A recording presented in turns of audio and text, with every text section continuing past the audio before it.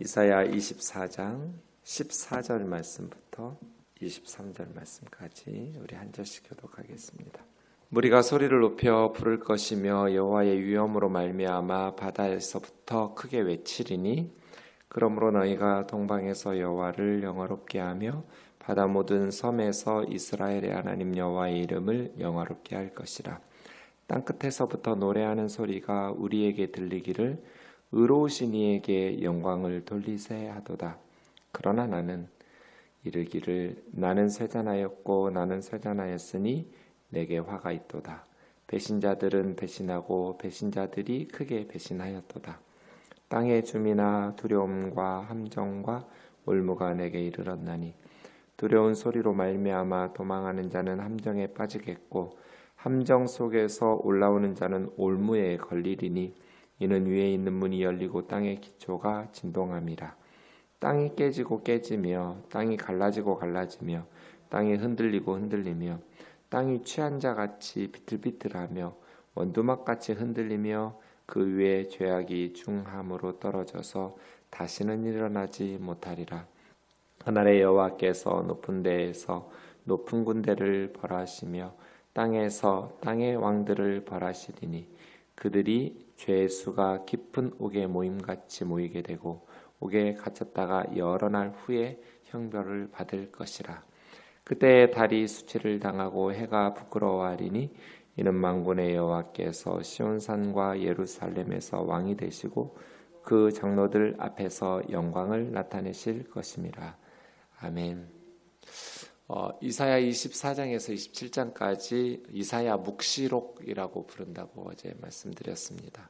이사야 묵시록의 내용은 어떤 한 개별 국가라기보다는 온 세상에 대한 심판의 말씀입니다. 사실은 죄악된 세상에 대한 심판은 그 죄악된 세상에서 압제를 당하고 고통받는 의로운 하나님의 백성들의 구원이라는 말하고 동의어입니다. 악한 세상이 심판을 받으니까 악한 세상에서 억울하게 박해를 당하면서 고난을 받는 하나님의 의로운 백성들은 해방하는 날이 되겠죠. 그래서 동전의 양면처럼 악인에 대한 심판과 의인에 대한 구원은 서로 연결되어 있습니다. 악한 세상에 심판을 받으니까 이제 즐거운 노랫소리가 추수하는 기쁨이 다 사라져버리는, 그런데 오늘 14절을 보면 새로운 노래가 들립니다. 하나님의 심판으로 노래가 사라졌는데 노래하는 자들이 소리 높여 노래를 부르기 시작하는 것입니다. 그래서 이 14절의 무리는 하나님의 심판을 받았을 때 살아남은 구원받은 하나님의 백성들인데 구체적으로 누구인지 밝히지는 않고 있습니다. 아마 세계 만민 중에, 그 앞에 13절에서 세계 민족 중에 이러한 일이 있겠고 심판에 대해서 말씀하실 때 세계 민족, 세계 만민에게 심판이 임한다고 했으니까 그 세계 만민 중에 남은 자들이거나 누구인지 정확하게 알 수는 없지만 하나님의 역사가, 살아계신 하나님이 심판하셔서 드러내실 때 노래하는, 찬송하는 자들이 있을 거라는 거거든요. 그래서 어떤 분들은 천사들의 노랫소리인가 이렇게 말하기도 하지만 어쨌든 심판 후에 남은 자들의, 세계 만민 중 남은 자들의 노랫소리, 이렇게 말할 수 있겠습니다. 세 가지 노래를 부를 텐데요. 여호와의 위엄으로 말미암아 바다에서부터 크게 외치리니. 이스라엘 사람들 구약 성경에서 바다 하면 서쪽의 지중해예요. 그러니까 서쪽에서부터. 그러므로 너희가 이제 동방에서부터, 그러니까 동서남북 다 이런 식이겠죠. 동방에서 해도 되고 빛들 안에서 이렇게 번역해도 되고 그렇게 그 히브리어 원어에 따라서 좀 다르기도 해서 여러분 성경 읽을 때 조금씩 번역본이 다르기도 할 텐데요. 어쨌든 바다 쪽 서쪽에서부터, 동쪽 동방에서부터, 혹은 빛들 안에서 여호와를 영화롭게 하며, 여호와의 영광, 모든 바다 섬들, 이스라엘 섬들에서 이스라엘 하나님 여호와의 이름을 영화롭게 하며, 땅 끝에서부터 노래하는 소리가 우리에게 들리기를 의로우신 이에게 영광을 돌리세. 그래서 14절에 여호와의 위엄, 15절에 여호와의 영광, 16절에 여호와의 의로우심을 드러내면서 소리 높여서 크게 외쳐 찬양하게 될 것이다는 것이죠. 그래서 온 열방에서, 바다에서, 동쪽에서, 땅끝에서, 섬들이 온 세계 열방에서 하나님의 위엄과 하나님의 영광과 하나님의 의로우심을 노래하는 큰 소리들이 크게 불려질 것이라는 것이죠. 하나님의 의로우심. 세상 사람들이 왜 하나님이 의로우시고 살아계시다면 이렇게 불의한 자들이 득세하도록 방치하시는가? 하나님은 무능하시거나 의롭지 못하시거나 살아계시지 않기 때문이다. 이렇게 말하고 있잖아요. 그런데 그날에 하나님께서 의로우신 심판을 온 열방에 행하실 때 그때 이제 사람들이 하나님의 위엄을 경험하고 하나님의 영광을 경험하고 하나님의 의로우심을 경험한 후에 그런 노래들을 큰 소리로 소리 높여 부른다는 것이죠. 그래서 남은 자들의 노래인데 이제 새로운 노래예요. 그동안 불려지던 세상의 즐거움의 노랫소리는 사라지고 하나님의 심판으로 새로운 노래가 하나님께 울려 퍼지는 찬송이 되어서 불려질 것이다. 하나님이 심판하실 때. 그런데 여러분 16장 하반절 그러나 나는 이사야죠. 선지자예요. 무리가 노래하고 있는데 14절에 남은 자들 무리들의 새로운 노래가 울려 퍼지는 중 선지자는 뭐라고 말하냐면 나는 쇠잔하였고 나는 쇠잔하였으니 내게 화가 있도다. 그러니까 남은 무리들이 하나님의 위엄과 영광과 의로우심을 높여 찬양하고 있을 때 이사야 선지자도 함께 하나님의 위엄과 영광과 의로우심을 소리 높여 찬양할 것 같은데 이사야는 탄식하고 있는 거죠. 이것을 우리가 주목해야 돼요.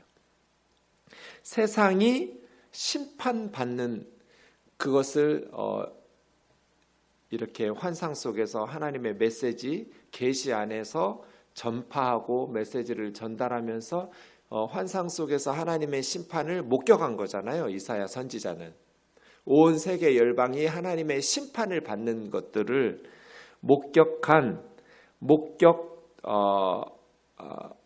메시지를 전파했던 선지자로서 나는 화로다 하면서 탄식하고 있는 거죠.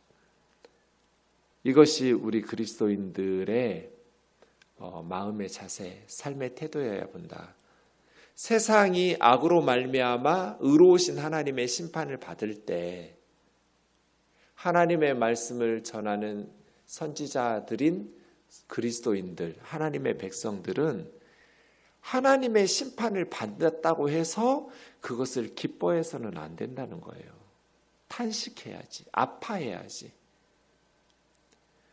예를 들어서 악인들이 하나님의 의로우신 심판을 받아서 노랫소리가 끊어지고 엄청난 고통을 받아요. 그 모습을 목격한 선지자 같은 하나님의 백성들은 마땅히 의로우신 하나님의 위엄과 영광과 의로우심이 드러나서 심판을 받지만 그것을 고소해하거나 기뻐하거나 즐거워하면 안 된다는 거예요. 예컨대 형이 잘못해서 아빠나 엄마한테 회초리를 맞아요. 잘못해서 마땅히 맞아야 돼요. 엄마 아빠의 판단이 옳아요, 의로워요. 그렇다고 해서 동생이 형이 아파서 엉엉 울면서 맞고 있는데 엄마 아빠 편을 든답시고 기뻐하면서 박수치고 옆에서 잘하시는 거라고 막 이렇게 말하는 게 옳냐는 거예요. 비록 남은 자들이 찬송 소리가 들리고 소리 높여 하나님의 영광과 위엄과 의로우심을 높여 찬양할지라도 그러나 나는 하면서 선지자는 그걸 기뻐하기보다는 화로다 나여 내게 화가 있도다 하면서 망해가는 사람들의 고통과 신음이 자신의 고통과 신음이 되어서 함께 탄식하는 자기는 그렇게 죄 짓지도 않았어요. 자기는 그렇게 하나님을 거역하면서 불의하게 악한 일을 행하지도 않았지만 그럼에도 불구하고 선지자는 아파하는 거예요. 이게 이사야 묵시록에 있는 이사야의 모습이에요. 선지자의 모습. 우리가 그러해야 하지 않느냐는 거예요. 그것을 하나님께서 우리에게 요구하고 있지 않느냐는 거예요. 자식이 잘못해서 맞을 때, 형이 잘못해서 맞을 때 그 때리는 엄마 아빠한테 박수 쳐주는 것이 아니라 옆에서 같이 우는 형과 같이, 자기는 잘못도 없고 맞고 있지는 않지만 같이 함께 울면서 아파하고, 그 모습이 엄마 아빠가 볼 때 하나님께서 우리에게 원하시는 모습 아니냐는 거예요. 그래서 제가 하나님을 조폭의 보스로 만들어 놓고 조폭의 똘마니가 되는 것이 충성스럽고 믿음 좋은 것이고 그런 것처럼 여기지 마라. 하나님은 모압을 위해서 통곡을 하고 우시면서 때리는데, 눈물로 모압을 적셔 가시면서 모압의 죄를 심판하시는데, 하나님의 백성이라고 말하면서 이스라엘 백성들이 모압이 하나님의 심판을 받을 때 옆에서 박수치고 기뻐하고 콧노래를 부르는 것이 옳으냐, 그게 믿음 있는 것이고 하나님께 충성하는 것이냐? 아니다 하는 거예요.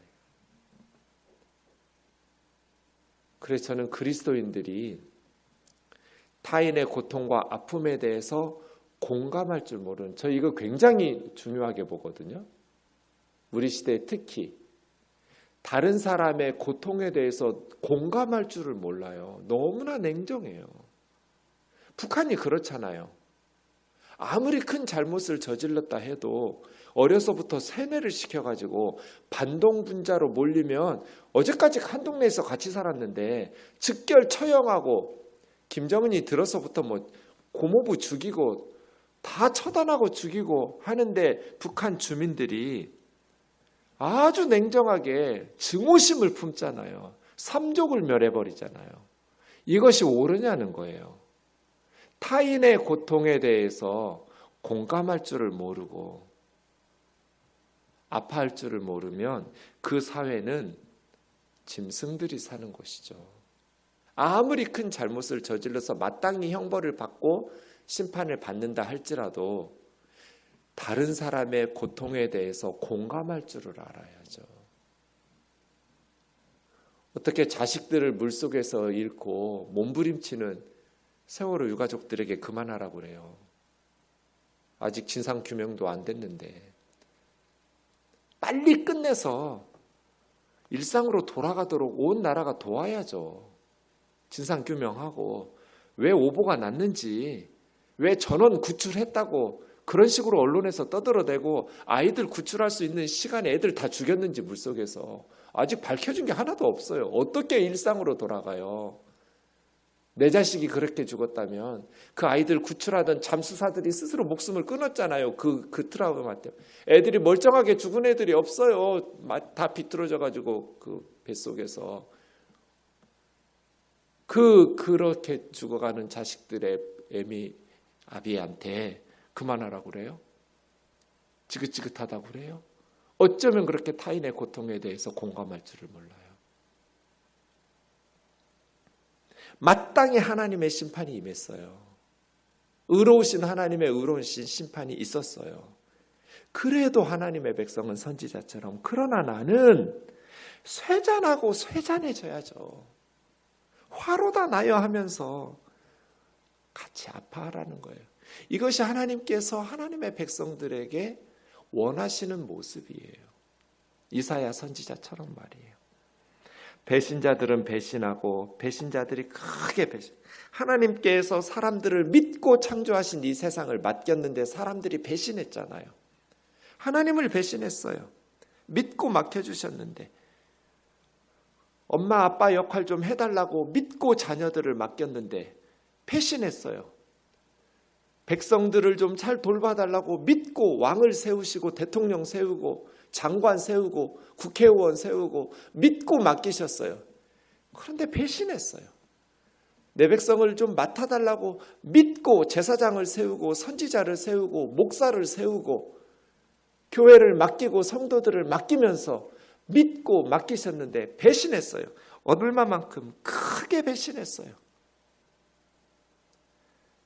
땅의 주민아 두려움과 함정과 올무가 내게. 이게 선지자의 역할이죠. 경고하는 것. 거짓 축복, 기복주의 빠지지 말라는 거예요. 거짓 평안과 거짓 샬롬, 거짓 위로, 거짓 안정감에 도취되면서 살게 하지 마라.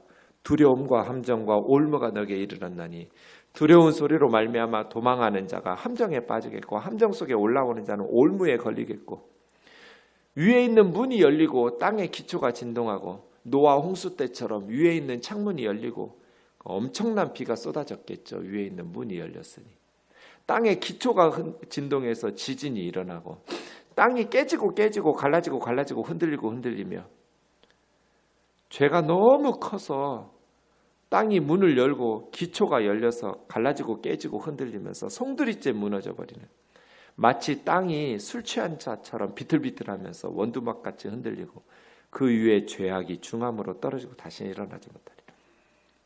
이렇게 하나님의 심판을 받을 것이라고 이사야는 경고하고 있는 거죠. 그날에 이사야 묵시록에 7번 나와요. 그날에 24장에서 27장까지 7번 반복되는 그날이 있어요.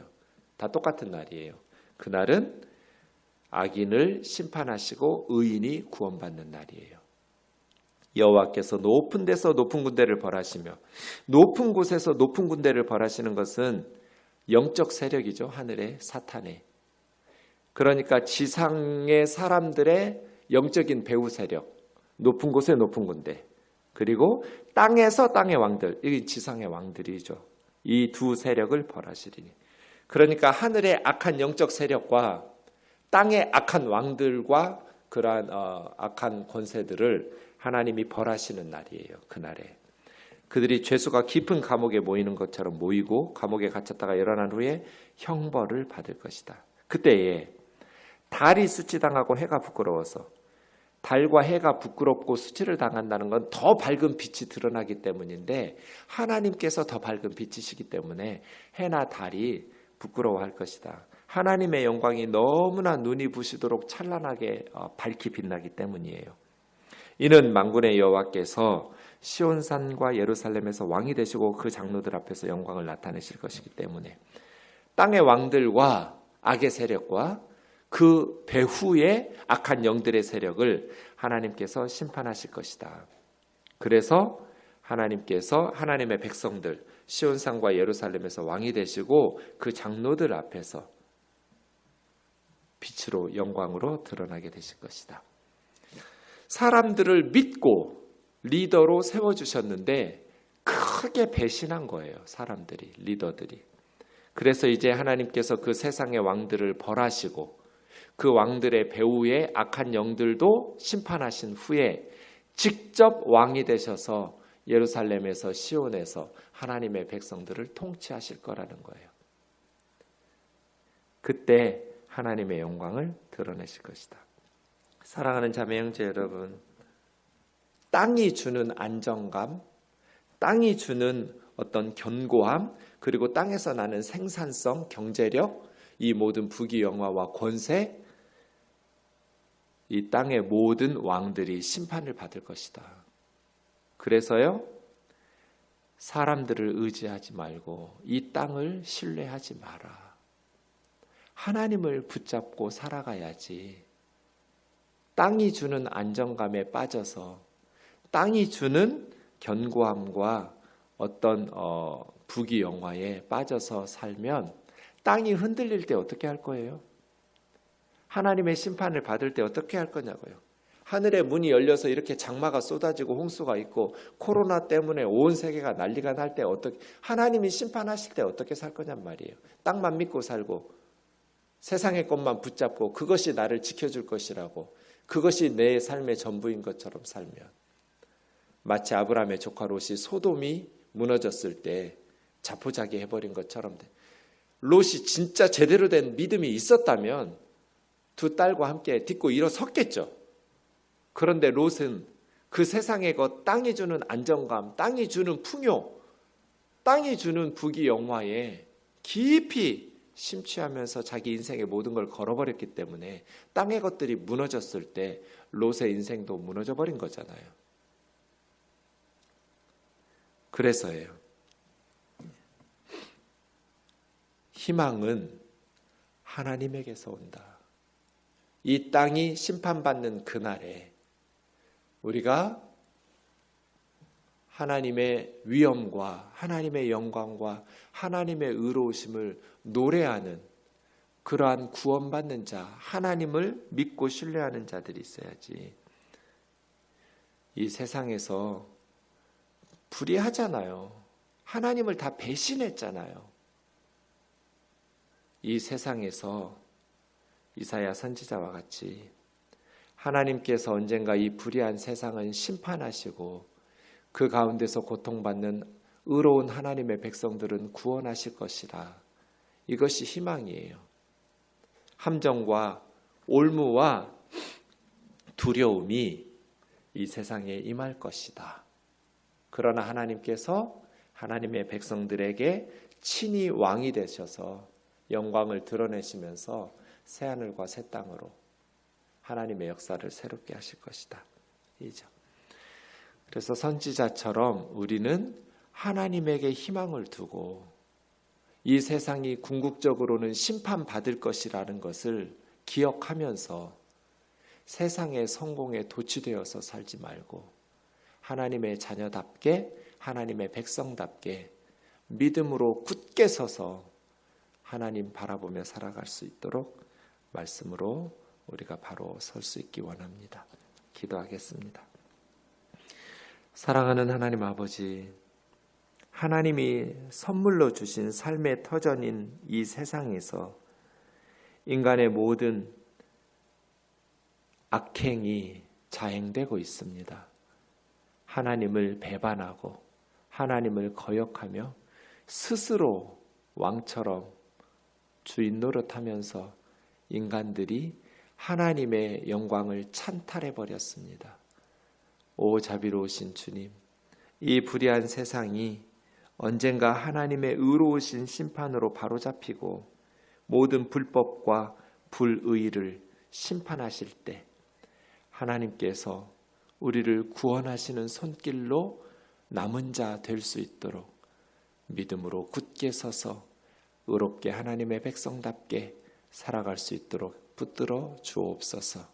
오늘 하루도 우리는 흔들릴 세상을 신뢰하지 말고 하나님을 붙잡고 살아갈 수 있도록 인도하여 주옵소서. 예수님의 거룩하신 이름으로 기도하옵나이다. 아멘.